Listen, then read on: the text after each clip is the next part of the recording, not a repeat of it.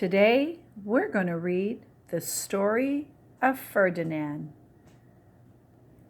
Once upon a time in Spain, there was a little bull, and his name was Ferdinand. All the other little bulls he lived with would run and jump and butt their heads together. But not Ferdinand. He liked to sit just quietly and smell the flowers. He had a favorite spot out in the pasture under a cork tree. It was his favorite tree, and he would sit in its shade all day and smell the flowers. Sometimes his mother, who was a cow, would worry about him. She was afraid he would be lonesome all by himself. "Why don't you run and play with the other little bulls and skip and butt your head?" she would say. But Ferdinand would shake his head. "I like it better here, where I can sit just quietly and smell the flowers." His mother saw that he was not lonesome, and because she was an understanding mother, even though she was a cow, she let him just sit there and be happy. As the years went by, Ferdinand grew and grew until he was very big and strong.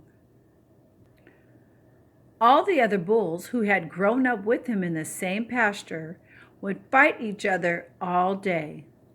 They would butt each other and stick each other with their horns. What they wanted most of all was to be picked to fight at the bullfights in Madrid. But not Ferdinand. He still liked to sit quietly under the cork tree and smell the flowers. One day, 5 men came in very funny hats to pick the biggest, fastest, roughest bull to fight in the bullfights in Madrid. All the other bulls ran around, snorting and butting, leaping and jumping, so the men would think that they were very, very strong and fierce and pick them. Ferdinand knew that they wouldn't pick him, and he didn't care. So he went out to his favorite cork tree to sit down. He didn't look where he was sitting, and instead of sitting on the nice cool grass in the shade, he sat on a bumblebee. Well, if you were a bumblebee and a bull sat on you, what would you do? You would sting him, and that is just what this bee did to Ferdinand. Wow, did it hurt? Ferdinand jumped up with a snort. He ran around puffing and snorting, butting and pawing the ground as if he were crazy.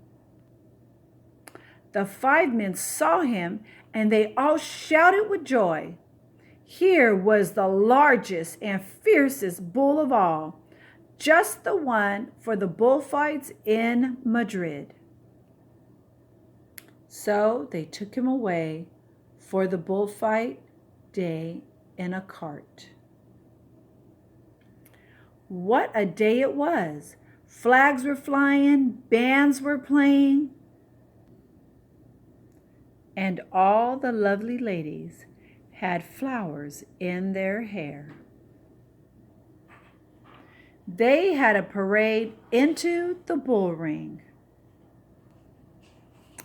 First came the bandoleros with long, sharp pins with ribbons on them to stick in the bull and make him mad. Next came the picadors, who rode skitty horses, and they had long spears to stick in the bull and make him madder. Then came the matador, the proudest of all. He thought he was very handsome and bowed to the ladies. He had a red cape and a sword and was supposed to stick the bull last of all. Then came the bull, and you know who that was, don't you? Ferdinand.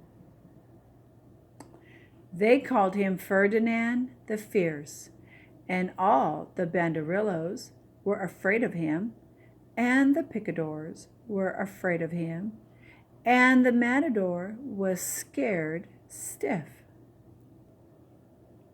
Ferdinand ran to the middle of the ring, and everyone shouted and clapped because they thought he was going to fight fiercely and butt and snort and stick his horns around. But not Ferdinand. When he got to the middle of the ring, he saw the flowers in all the lovely ladies' hair, and he just sat down quietly and smelled. He wouldn't fight and be fierce no matter what they did. He just sat and smelled. And the bandoleros were mad, and the picadors were madder, and the matador was so mad he cried because he couldn't show off with his cape and sword. So they had to take Ferdinand home. And for all I know, he is sitting there still, under his favorite cork tree, smelling the flowers just quietly. He is very happy. The end.